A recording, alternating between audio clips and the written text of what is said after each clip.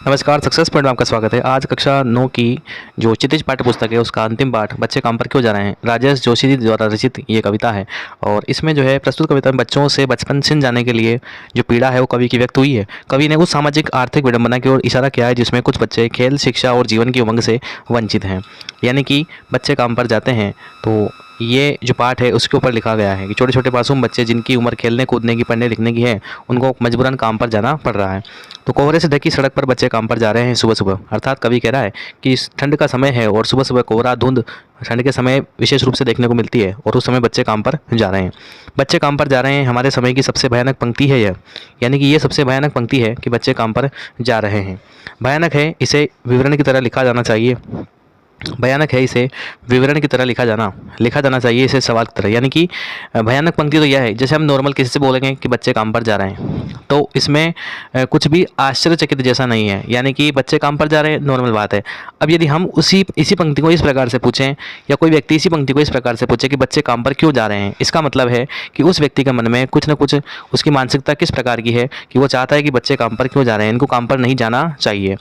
ठीक है, तो इस पंक्ति को बच्चे काम पर क्यों जा रहे हैं ऐसा लिखने के बजाय बच्चे काम पर क्यों जा रहे हैं ऐसा लिखना चाहिए। ठीक है, तो इसे लिखा जाना चाहिए सवाल की तरह कि काम पर बच्चे क्यों जा रहे हैं। जो उम्र इनके खेलने कूदने की है, स्कूल जाने की है, पढ़ने लिखने की है, उस उम्र में इनको काम करना पड़ रहा है। क्या अंतरिक्ष में गिर गई ये सारी गेंदें? अब ये जितने भी प्रकार की घटनाएं हुई हैं कि बच्चे काम पर जा रहे हैं तो क्यों जा रहे हैं भाई? क्या अंतरिक्ष में जो खेलने की जो बच्चों की सारी गेंदें होती है क्या वो अंतरिक्ष में गिर गई हैं? यानी कि अब पृथ्वी पर कोई भी गेंद नहीं बची है इनके खेलने के लिए? क्या इसलिए बच्चों को काम पर जाना पड़ रहा है? या क्या दीमकों ने खा लिया रंग बिरंगी किताबों को? क्या जो रंग बिरंगी किताबें जो इनके पढ़ने के लिए थी उन सारी किताबों को क्या दीमक ने खा लिया? क्या पृथ्वी पर अब कोई किताब नहीं बची इसलिए बच्चों को काम पर जाना पड़ रहा है? क्या काले पहाड़ के नीचे दब गए हैं सारे खिलौने? क्या बच्चों को खेलने के जो खिलौने होते हैं वो सारे किसी काले पहाड़ के नीचे दब गए हैं? मतलब अब दुनिया में कोई खिलौना बचा ही नहीं है, क्या इसलिए बच्चों को काम पर जाना पड़ रहा है? क्या किसी भूकंप में ढह गई है सारे मदरसों की इमारतें? मदरसों से मतलब यहाँ पर है स्कूल से। ठीक है, तो क्या कोई स्कूल अब बचा नहीं है? क्या सभी स्कूलों की जो इमारतें हैं वो किसी भयानक भूकंप में दब गई हैं? क्या इसलिए बच्चों को काम पर जाना पड़ रहा है? क्या सारे मैदान, सारे बगीचे और घरों के आंगन खत्म हो गए हैं एकाएक? क्या जो बच्चों के खेलने के मैदान हैं, बगीचे हैं और घरों के आंगन जिनमें बच्चे खेलते हैं तो क्या वो सारे खत्म हो गए हैं इसलिए बच्चों को काम पर जाना पड़ रहा है?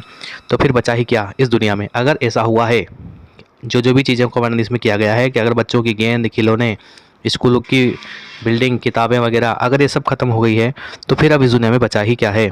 कितना भयानक होता अगर ऐसा होता। अगर ऐसा हो जाता कि ये सारी चीज़ें ख़त्म हो गई होती तो बहुत ही भयानक होता।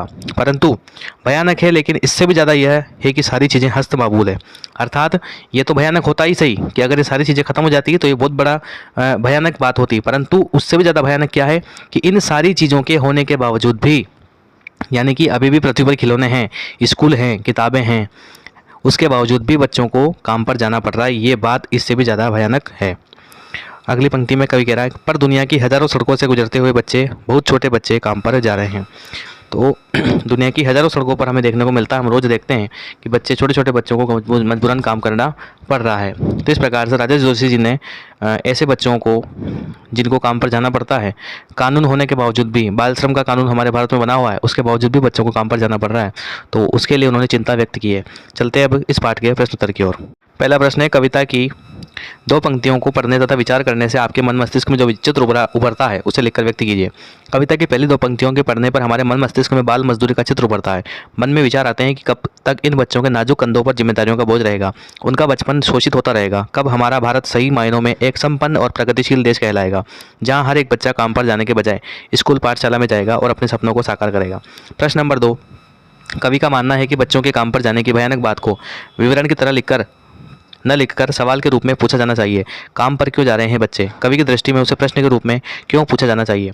बच्चों की इस स्थिति के लिए समाज जिम्मेदार है। समाज को इस समस्या से जागरूक करने के लिए तथा ठोस समाधान ढूंढने के लिए इस बात को प्रश्न रूप में ही पूछा जाना उचित होता है, क्योंकि यदि हम इन्हें विवरण की तरह पूछते हैं तो समस्या पर कोई ध्यान नहीं देता और लोग पढ़कर भूल जाते हैं, जबकि प्रश्न के रूप में पूछे जाने पर उसका समाधान ढूंढने का प्रयास करेंगे। क्योंकि यदि हम पूछेंगे बच्चे काम पर क्यों जा रहे हैं, इसका मतलब कोई ना कोई समस्या है, प्रश्न पूछा जा रहा है, उसका उत्तर जरूर आएगा कि बच्चे काम पर क्यों जा रहे हैं, क्या इसकी कोई मजबूरी है इसलिए काम पर जा रहा है। प्रश्न नंबर 3, सुविधा और मनोरंजन के उपकरणों से बच्चे वंचित क्यों हैं? सुविधा और मनोरंजन के उपकरणों से बच्चों के वंचित रहने के मुख्य कारण सामाजिक व्यवस्था और आर्थिक मजबूरी है। समाज के गरीब तबके के बच्चों को न चाहते हुए भी अपने माता पिता का हाथ बटाना पड़ता है।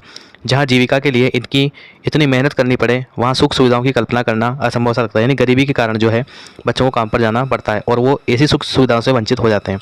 प्रश्न नंबर 4, दिन प्रतिदिन के जीवन में हर कोई बच्चों को काम पर जाते देख रहा है, फिर भी किसी को कुछ अटपटा नहीं लगता। इस उदासीनता के क्या कारण हो सकते हैं? पहला, आज का मनुष्य का आत्म केंद्रित होता जा रहा है, यानी कि केवल वह अपने बारे में ही सोचता है। वह केवल अपने और अपने परिवार के बारे में ही सोचता है, दूसरों के बारे में उसको कोई चिंता फिक्र नहीं है। दूसरा पॉइंट, सामाजिक जागरूकता तथा जिम्मेदारी की कमी के कारण लोग सोचते हैं कि यह उनका नहीं सरकार का काम है, वे सिर्फ अपने काम से काम रखते हैं। तीसरा, व्यस्तता के कारण भी आज के लोग अपनी ही परेशानियों में इस कदर खोए हुए हैं कि उन्हें दूसरों की समस्या से कोई सरोकार नहीं, यानी कि अपनी समस्या ही ज़्यादा है, इसलिए दूसरों की समस्या सोल्व करने का उनके पास कोई टाइम ही नहीं है। प्रश्न नंबर 4, लोगों को कम कीमत में अच्छे श्रमिक मिल जाते हैं, इसलिए भी इसके विरुद्ध कोई कदम नहीं उठाना चाहते। यानी कि बच्चे जो हैं उनका शोषण होता है, वो कम पगार में काम करना स्टार्ट कर देते हैं, इसलिए भी बच्चों का शोषण होता है। आपने अपने शहर में बच्चों को कब कब और कहाँ कहाँ काम करते हुए देखा है? तो ये आप अपने अनुसार लिख सकते हैं, उत्तर को भी पढ़ सकते हैं। बच्चों को काम पर जाना धरती के एक बड़े हादसे के समान क्यों है? बच्चे किसी भी देश समाज के भविष्य का आईना और उसकी प्रगति का एक अहम हिस्सा होते हैं। यदि समाज के इस महत्वपूर्ण अंग को उचित देखभाल और अवसर प्रदान नहीं किया गया तो समाज प्रगति कैसे करेगा? सभी बच्चे एक समान होते हैं, उन्हें उनके बचपन से वंचित रखना अपने आप में घोर अपराध तथा अमानवीय कर्म है। इसलिए बच्चों का काम पर जाना धरती के एक बड़े हादसे के समान है। इसलिए हमें भी इस पाठ से प्रेरणा लेकर किसी ज़रूरतमंद बच्चे की मदद जरूर करनी चाहिए। ठीक है, मिलते हैं नेक्स्ट वीडियो में। धन्यवाद।